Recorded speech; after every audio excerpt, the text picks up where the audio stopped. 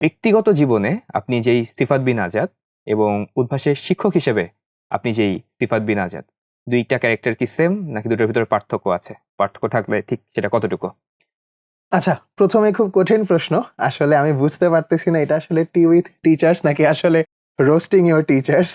তো যাই হোক, প্রশ্ন যেহেতু করেছো তো সেটার উত্তর তো দিতেই হয়। তো অ্যাকচুয়ালি পার্সোনাল লাইফের আমি আর অ্যাজ এ টিচার, উদ্ভাসের টিচার হিসেবে আমি এটার মধ্যে কিছু পার্থক্য থাকলেও খুব যে বড় কোনো পার্থক্য আছে বিষয়টা আসলে তা না। কেননা আসলে বাই ফার যেটা জানো যে আমি আসলে ফ্যামিলির অনেক দায়িত্বই আসলে আল্টিমেটলি আমার হ্যান্ডেল করতে হয়। তো সেইটার দায়িত্ব পালনের সময় যেই আসলে রেসপন্সিবিলিটির যে কোয়েশ্চেনটা চলে আসে, স্টুডেন্টদেরকে পড়াতে যে আমার কাছেও সর্বপ্রথম যেই বিষয়টা সবার আগে আমাকে হিট করে, সেটা হচ্ছে স্টুডেন্টদের প্রতি যে আমাদের টিচার হিসেবে যে রেসপন্সিবিলিটিটা থাকে।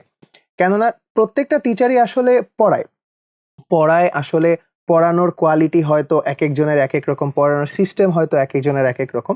কিন্তু at the end of the day as a teacher যখন আমরা সবথেকে বড় একটা গুণাবলী চিন্তা করি একজন টিচারের আসলে কি হওয়া উচিত, সেই ক্ষেত্রে আমার কাছে প্রথম মানে পার্সোনালি আমার কাছে মনে হয় রেসপন্সিবিলিটির ব্যাপারটা সবার আগেই চলে আসে। তো সেটার আলোকেই যদি আমি বলি যে আসলে ফ্যামিলি লাইফে আমি যেমন আমার ফুল ফ্যামিলির মানে আমার বাবা-মা থেকে শুরু করে আমার নিজের পরিবার থেকে শুরু করে সবকিছুর দায়িত্ব যেভাবে পালন করি, স্টুডেন্টদের ক্ষেত্রেও আসলে ওরা যেন ওদের বেস্ট সার্ভিসটা আমার কাছ থেকে পায় বা আমাদের কাছ থেকে পায়, এবং একই সাথে আসলে দিন শেষে ওরা যেন এটা নিজেদের লাইফে ইমপ্লিমেন্ট করতে পারে, সেই দায়িত্ববোধটুকু থেকে আমি সবসময় দেওয়ার চেষ্টা করি।